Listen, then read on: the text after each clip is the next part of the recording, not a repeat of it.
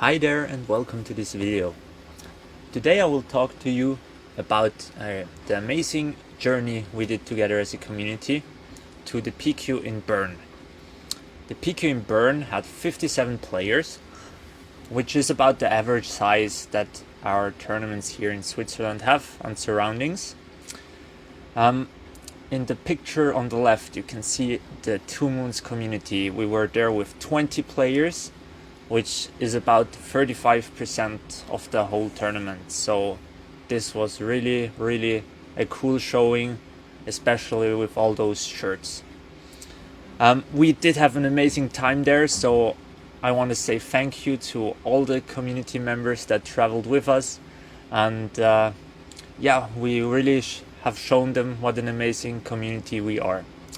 I also want to thank Good Games for organizing this event, and it was a great tournament. We had a lot of fun. As a community, we managed to make up 6 out of the 8 players in the top 8, which is 75%. Compared to the 35% of the overall tournament, this is a great conversion rate into the top 8, showing off the high quality of players and the high density of skill we have in our own rows. But why do we have such great players with such amazing skill? Well, this is not easy to answer, but I can point towards some factors that help a lot. First of all, we have our weekly premier tournaments, where there is a great showing of 15 to 20 people every single week, training with other players like this, and testing out your decks and helping each other grow really helps a lot. Getting these regular games in, getting to know your own decks, getting a feel about the meta.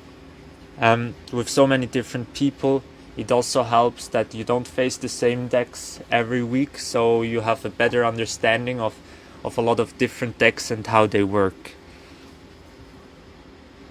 In addition, we have our additional testing sessions on the weekends, where we sit together for hours, training our decks, optimizing our plays, optimizing our deck lists, giving feedback to each other, talking about plays. If you want to achieve such good results, I highly recommend to you that you will do the same, as it really helps getting to know your deck and getting to know some matchups, especially if you talk about people who have optimized your decks, who are masters of their own decks. This is not just the showing of a few weeks of playing. Most of us have been at it for almost a year now. Sometimes playing the same deck for all of this time, maintaining this high level, and really achieving success after a lot of training, after a lot of games. So if you don't have the success at the moment, note that with enough training and the good environment, everyone can be successful at a PQ level. So make sure that you train regularly, train with good people, and try to talk about it. Talk about the matchups, talk about the deck lists, talk about the plays. This really helps a lot to improve your game.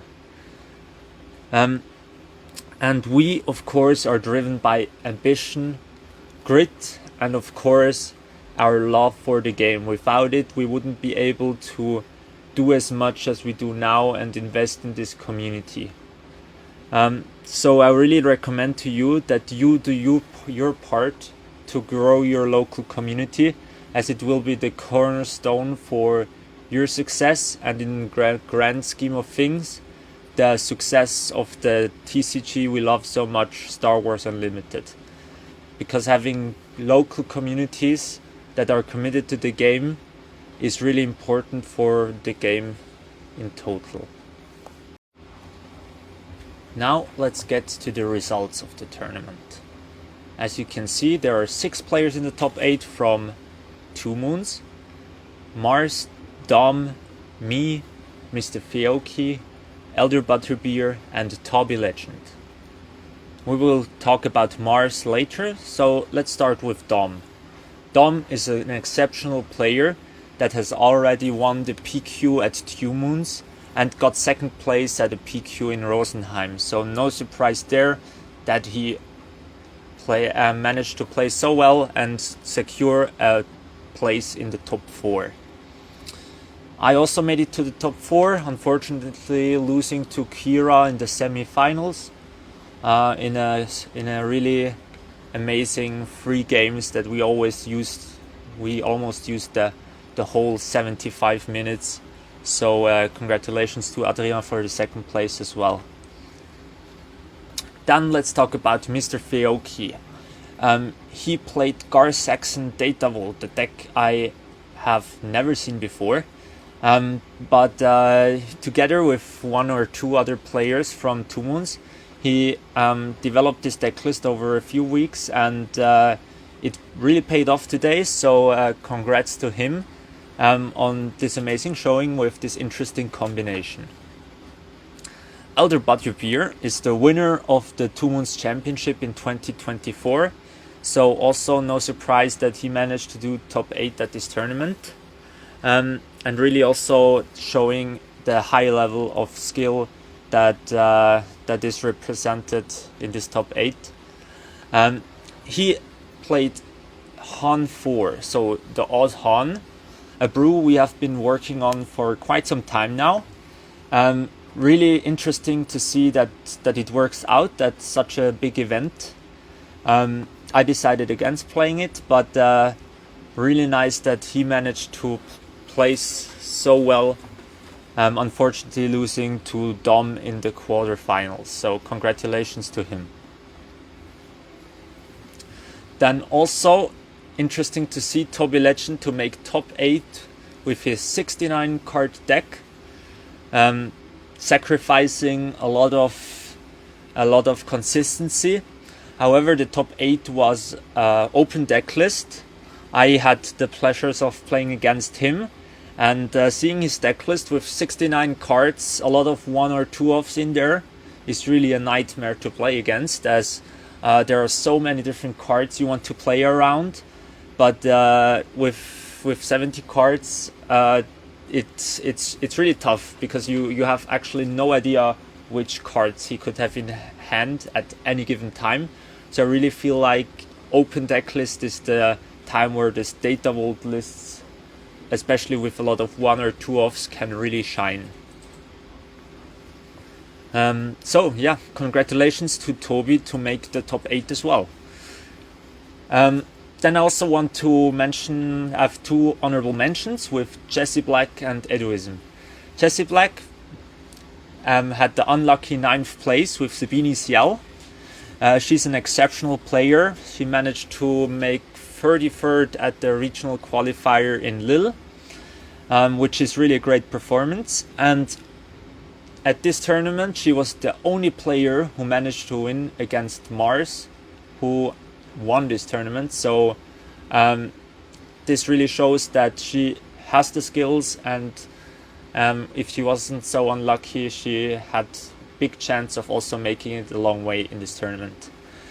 Eduism as well had a great showing in Lille, unfortunately drawing in the last round, so only managing to do so really closely failed to make top 2 in Lille, but great showing for him as well. Also interesting with the Old Han Blue that also Dominic brought to the table at this tournament. Now, congratulations to my friend and roommate Mars on winning his first major Star Wars Unlimited tournament. He's an excellent player, also currently in the semi-finals of the online league Take the Initiative. So if you're interested in seeing how he plays Anakin, you can watch some of his games on YouTube on the Take the Initiative channel. Now let's talk a bit about his deck list. As you can see, he's playing Colossus instead of the 30 HP base. And also he plays no Yoda, no Perilous Position, only one Red Squadron X-Wing, and no Kanan. Compared to other deck lists we have seen, especially the no Yoda is really interesting. Yeah, the feeling was like that Yoda was not strong enough and died a lot of times, and he was of the opinion that we had enough card draw in this deck list already, that we prefer to have the different card draw in the form of Tech and Cassian. So as you can see, he's playing the full playset of Smuggle, free Techs, free Cassians, and also free Steelers, making sure that we have enough cards with Colossus and without playing Yoda. And well, it's worked out great for him. Also, he chose to play Cham Syndulla in the main board instead of Kanan.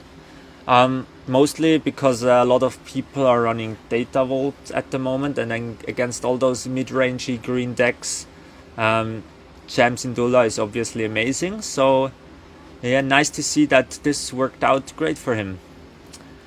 When you look at the sideboard, you can see he runs Bombing Run, Pillage, Planetary Bombardment, and Takedown, which are all tactics. So when he boards them in with the free Steelers, he has really high chances of drawing them, of seeing those sideboard cards. So that's really something to watch out for. If you play all these Steelers, you have the great possibility of being able to search for your tactics, for your high impact cards, to have access to them when you need them. Especially the bombing runs paid off well for him, as he managed to win game 2 and 3 against the Vader Yellow, games which he would have lost if he hadn't had the bombing runs. So yeah, if you are afraid of facing Vader and are playing some kind of red deck, make sure that you have access to some bombing runs, as they improve the matchup a lot. Also interesting to see is the 2 copies of Planetary Bombardment. Actually, they won him the game in the third game in the finals against Kira, dealing enough damage after the 2 Crate Dragons to finish his opponent off. So yeah, finding them with the Steelers, holding them in hand, or playing them out of the resources with tech is really an amazing option to have, especially after Kira's Super Laser Blasts, to just deal this damage and threatening lethal with the daring rates you have, and also the Cassians, which you can smuggle to ready in, and applying some pressure on the Kiras. So overall, this is a really deserved win. He came well prepared, he thought a lot about his deck list. So congratulations to him, and thank you for representing us in such a great way. If you also want such an amazing community but have no local access to it, Take the Initiative is a great way to play with skilled players online. So make sure to check them out if you do not have the option to play a lot, and they are always looking for more players, and there are a lot of skilled players there doing amazing results in international tournaments, so the level there is quite high. So make sure that you don't miss out on this opportunity. And with that, I want to thank the community for all the support we got. And yeah, thank you for watching this video. Like and subscribe, and see you next time.